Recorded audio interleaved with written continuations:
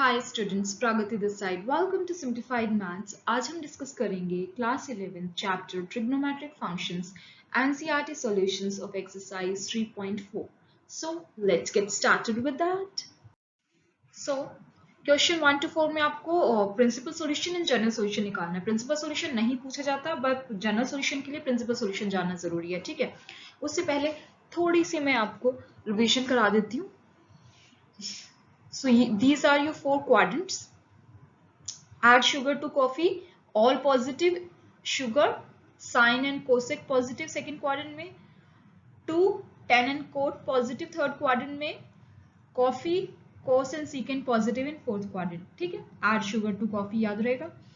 अब यहाँ पे देखो, जो भी आपको गिवन है ना, quadratic equation, trigonometric equation. Trigonometric equation का मतलब होता है कि the equation which consist of trigonometric functions. ठीक है, तो कोई भी आपको ट्रिग्नोमेट्रिक इक्वेशन गिवन है, उसमें आप थीटा निकाल लो। Theta is acute angle that is between 0 to 90। ठीक है, चाहे वो माइनस, जैसे cos x इक्वल्स टू -1/2 है या 1/2 है, दोनों में थीटा सेम रहेगा। 1/2 कहाँ आता है कोस में? That is the value of theta. Minus plus हम बाद में देख लेंगे, सबसे पहले थीटा निकाल लो। ठीक है, अगर पॉजिटिव एंगल है तो देख लेना कि कहाँ पे पॉजिटिव आता है। दो क्वाड्रेंट्स ऐसे होते हैं जिसमें सारे ट्रिग्नोमेट्रिक फंक्शंस पॉजिटिव होते हैं, और दो क्वाड्रेंट ऐसे हैं जिसमें सारे ट्रिग्नोमेट्रिक फंक्शंस नेगेटिव है।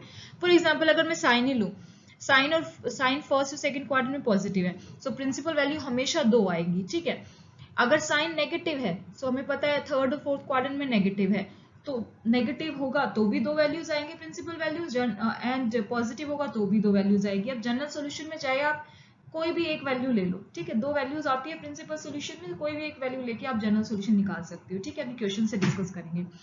जनरल सॉल्यूशन के लिए अगर sin x equals to sin y की फॉर्म बन रही है, तो x सिंपली आपका होता है n pi plus -1 power n, y n belongs to z। ये आपको याद रखना है। ठीक है, cos x equals to cos y होता है x equals to 2n pi plus -y n belongs to integers. tan x equals to tan y की फॉर्म आ रही है, तो वहां पे x हो जाएगा n pi plus y n belongs to integers. अगर आप चाहते हैं कि इनकी डेरिवेशन करें तो वो भी हो जाएगा, जस्ट मुझे बता दीजिए। यहाँ पे x और y कोई भी 2 रियल नंबर्स हैं।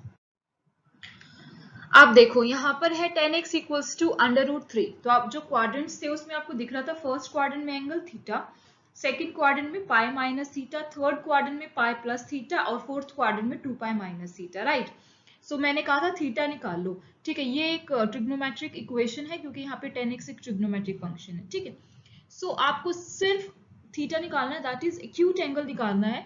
√3 कहाँ आता है 10 में, ये आपको देखना है। ठीक है, 10 में √3 आता है π/3 पे। एक चीज याद रखना, हम रेडियंस की बात करें, आप डिग्रीज में आंसर कभी नहीं लिखोगे। ठीक है, सो थीटा इक्वल्स टू π/3 पे √3 वैल्यू आती है। अब मैंने कहा था कि प्रिंसिपल सॉल्यूशन हमेशा 2 होते हैं। ठीक है, यहाँ पे पॉजिटिव ऑफ √3 है, मतलब positive side you have to take. अब 10 जो है वो पॉजिटिव कब होता है? 10 पॉजिटिव होता है in first quadrant and in third quadrant. So simply आपका x क्या आ जाएगा? फर्स्ट क्वाड्रेंट में theta angle and third quadrant में पाई प्लस थीटा। ठीक है, सो आ गया थीटा क्या है मेरा? π/3 and pi plus theta, that is 4 π/3। आपके 2 आंसर्स आ गए। अब जनरल सॉल्यूशन के लिए चाहे आप थीटा π/3 ले लो या थीटा 4 π/3 ले लो, डजंट मैटर, दोनों ही आंसर्स ठीक होते हैं। पर हम कोशिश करते हैं ना कि जो छोटा एंगल है वो कंसिडर करें, है ना, बाकी आपकी मर्जी, बोथ आंसर्स आर करेक्ट। ठीक है, प्रिंसिपल सॉल्यूशन देखो थीटा निकालना जरूरी है, तभी आप जनरल सॉल्यूशन निकाल पाओगे। अब मैं tan x इक्वल्स टू √3 को कैसे लिख सकती हूँ? tan x इक्वल्स टू 10 π/3 या फिर tan x इक्वल्स टू 10/4 π/3। ठीक है, सो सिंपली x क्या होता है? n pi, tan x equals to 10y होता है, तो x क्या होता है? n पाई प्लस y की जगह क्या है? π/3। n belongs to integers, n belongs to integers बहुत इंपॉर्टेंट है, अदरवाइज आपका एक नंबर डिडक्ट हो जाएगा। Right, next question. तो अब आगे से मैं सिर्फ एक ही आंसर लिखूंगी, 2 आंसर्स नहीं लिखने होते। कोई भी एक एंगल ले लो, चाहे π/3, 4 π/3 या π/3। ठीक है, दोनों में से दोनों ही आंसर्स करेक्ट है। अब secant x इक्वल्स टू 2, सबसे पहले ना थीटा निकालो कि थीटा क्या होगा प्रिंसिपल सॉल्यूशन के लिए। अब देखो जो आपका जनरल सॉल्यूशन, प्रिंसिपल सॉल्यूशन आप इजीली निकाल सकते हो। यहाँ पे π/3 है थीटा, क्योंकि secant जो है 2 कब होता है? π/3 पे। ठीक है, और यहाँ पे पॉजिटिव 2 है, मीन secant कौन से क्वाड्रेंट में पॉजिटिव होता है? फर्स्ट और फोर्थ क्वाड्रेंट में। सो आपका सीधा सीधा आंसर आ जाएगा फर्स्ट क्वाड्रेंट के लिए थीटा, फोर्थ क्वाड्रेंट के लिए 2 पाई माइनस थीटा। तो आपका आंसर आ गया, थीटा आपको पता है। जनरल सॉल्यूशन हमारे पास साइन का है, टेन का है, कोस का है और किसी का नहीं है, तो you have to convert in sine, cos या टेन। अब सीकेंट एक्स इक्वल्स टू 2 है तो कोस क्या हो जाएगा 1/2, right. So same secant x 2 जहां पे आएगा वहीं पे तो कोस 1/2 आएगा, जस्ट रिवर्स ही तो है उसका। तो cos x equals to cos π/3 लिख लिया, that is x equals to क्या होता है 2nπ plus minus y, right. Y की जगह क्या है यहाँ पे π/3, n belongs to integers. Next cot x equals to -√3। अब देखो माइनस वाला भी केस आ गया, -√3, पर अभी आपको सिर्फ थीटा निकालना, दैट इज एक्यूट एंगल। आपको देखना है कि कोट जो है √3 कहाँ पे होता है, कहाँ होता है π/6 पे, ठीक है। अब क्योंकि -√3 है तो आपको देखना है कोट कौन से क्वाड्रेंट में नेगेटिव होता है। सेकंड एंड फोर्थ क्वाड्रेंट में कोट नेगेटिव होता है। सेकंड क्वाड्रेंट के लिए पाई माइनस थीटा, फोर्थ क्वाड्रेंट के लिए 2π माइनस थीटा। रख दो थीटा की जगह π/6, so these two are your answers. General solution tangent में होता है तो 10x क्या हो गया -1/√3। सो दोनों में से ना कोई भी एंगल ले लो। 10x इक्वल्स टू 10, 5π/6 लिया है मैंने, सो सिंपली x क्या होता है nπ plus y, that is 5π/6, n belongs to integers. Next cosecant x equals to -2, so simply आपको पहले पॉजिटिव साइड देखनी है, दैट इज कोसिकेंट 2 कब होता है π/6 पे। क्योंकि यहाँ पे -2 है तो आपको देखना है कोसिकेंट किस किस क्वाड्रेंट में नेगेटिव होता है। नेगेटिव किस में होता है third and fourth quadrant. Third quadrant के लिए पाई प्लस थीटा, फोर्थ क्वाड्रेंट के लिए 2π माइनस थीटा। आ गए आपके दो आंसर्स। जनरल सॉल्यूशन के लिए you have to convert in sine, just उसका रिवर्स कर दो, ठीक है। So sin x equals to sin 7π/6, चाहे आप 11π/6 ले लो, both answers are correct. So if sin x equals to sin y, तो x क्या होता है nπ plus -1 power n into y. y की जगह क्या है 7π/6, where n belongs to integers. Next, in these questions you have to find the general solution, right? General solution निकालना है. So cos 4x equals to cos 2x है. cos x equals to cos y की form नहीं बन रही, so cos 4x minus cos 2x equals to 0 लिख सकती हूँ, right? अब यहाँ पे cos c minus cos d का फॉर्मूला बन गया, that is -2 sin c plus d/2 into sin c minus d/2 equals to 0. अब -2 तो कभी 0 हो नहीं सकता, या तो ये क्वांटिटी इक्वल्स टू 0 होगी या ये क्वांटिटी इक्वल्स टू 0 होगी, मींस या तो sin 3x 0 होगा या sin x 0 होगा। एक चीज याद रखना, you have to find values for after solving both these two, means इसको भी सॉल्व करना है, इसको भी सॉल्व करना है, दोनों ही आंसर होंगे। अगर आपने किसी भी एक चीज को सॉल्व कर दिया, दूसरी चीज को नेग्लेक्ट कर दिया, तो 2 मार्क का क्वेश्चन होगा तो you will get 1 mark. 3 marker होगा you will get 1.5, just remember this. So sine of 3x equals to 0 है। अब साइन 0 कब होता है साइन 0 पे, so sine x equals to sine y की फॉर्म आ गई। x की जगह क्या है यहाँ 3x, y की जगह क्या है यहाँ 0। So 3x equals to nπ plus -1 power n into y, y 0 है। So x ये आ गया, remember this thing, n belongs to integer is very important. Similarly sin x equals to 0 है, so 0 कहाँ आता है sin 0 पे, just उसका formula लगा दिया, n belongs to integers, your question is done. Excuse me.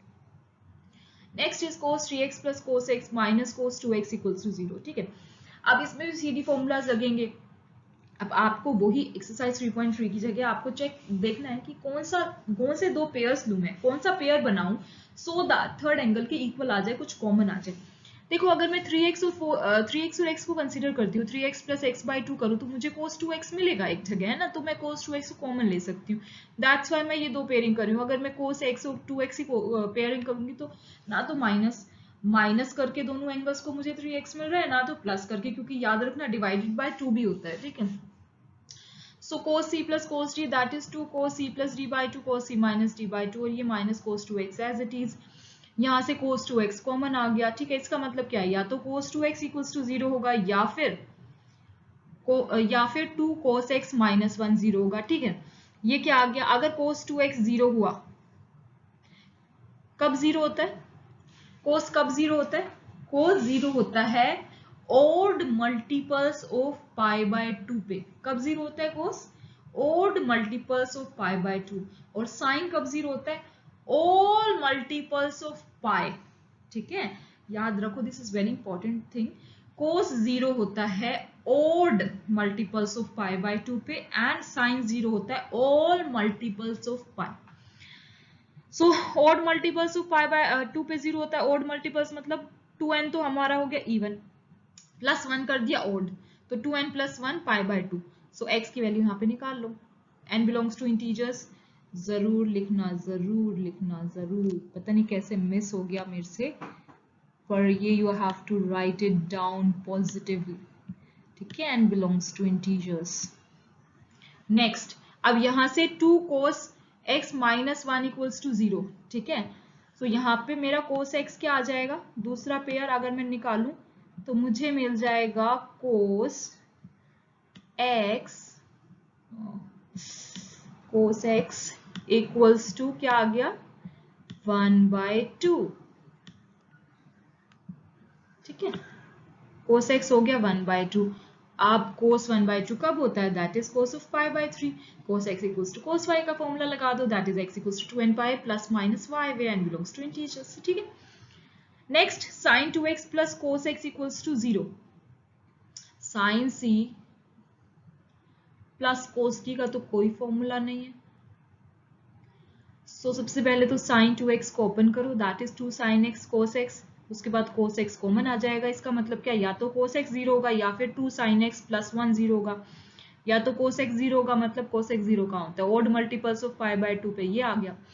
या फिर 2 sin x plus 1 equals to 0 means sin x equals to minus 1/2। हाँ जी, सेम प्रिंसिपल वैल्यू की तरह 1/2 कब आता है साइन में, π/6 पे, पर यहाँ पे तो माइनस 1/2 है। साइन नेगेटिव कहाँ होता है, थर्ड या फोर्थ क्वाड्रेंट में, तो थर्ड क्वाड्रेंट में क्या होता है एंगल, पाई प्लस थीटा, थीटा क्या है π/6, सो पाई प्लस π/6, या फिर आप लिख सकते हो 2 pi minus theta, that is 2 pi minus π/6, answer will be correct.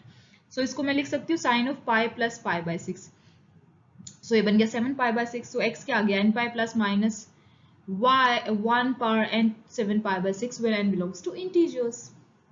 Next, question 8, secant square 2x equals to 1 minus tangent 2x। सबसे पहले तो कोशिश किया करो एक साइड ले आओ सारी क्वांटिटीज, राइट हैंड साइड को जीरो कर दो। secant square 2x, अब देखो हमें तो ना टेंजेंट का फॉर्मूला पता है, tangent x equals to tangent phi होता है, x equals to n pi plus y, where n belongs to integers. secant का नहीं पता, just change in tangent. secant square 2x क्या हो जाएगा, 1 प्लस टेंजेंट स्क्वायर 2x, 1 से 1 कैंसिल, सो यहाँ से टेंजेंट 2x कॉमन ले लिया, ये इक्वेशन बन गई मेरी। इसका मतलब क्या, या तो टेंजेंट 2x 0 है या फिर टेंजेंट 2x प्लस 1 0 है। टेंजेंट 2x इक्वल्स टू 0 कहाँ होता है, टेंजेंट 0 पे, सो क्या आ गया ये, x equals to n pi plus y, 2x equals to n pi plus 0, क्योंकि x की जगह यहाँ पे 2x है, n बिलोंग्स टू इंटीजर्स हो गया। या फिर टेंजेंट 2x प्लस 1 0, मतलब tangent 2x equals to minus 1। हाँ जी, अब बताओ टेंजेंट 1 कहाँ होता है, π/4 पे है ना, माइनस मतलब नेगेटिव, टेंजेंट नेगेटिव किस किस क्वाड्रेंट में होता है, या तो सेकंड क्वाड्रेंट में या फोर्थ क्वाड्रेंट में। सेकंड क्वाड्रेंट का मतलब पाई माइनस थीटा, फोर्थ क्वाड्रेंट का मतलब 2 पाई माइनस थीटा, एक ही आपको कंसीडर करना है, सो पाई माइनस थीटा वाला ले लेते हैं, pi minus theta means pi minus π/4। So क्या आ जाएगा, x equals to n pi plus theta, n belongs to integers, x की जगह क्या है यहाँ 2x, थीटा y की जगह क्या है यहाँ 3 π/4। बस ये चीज याद रखना, यहाँ पे 2x है ना तो उसको डिवाइड कर देना, in terms of you have to find the value of x, ठीक है। सो ये दोनों आंसर्स आ गए आपके। Next 9th question, sin x plus sin 3x plus sin 5x equals to 0। अब आपको देखना है कि आप पेयरिंग कैसे करोगे।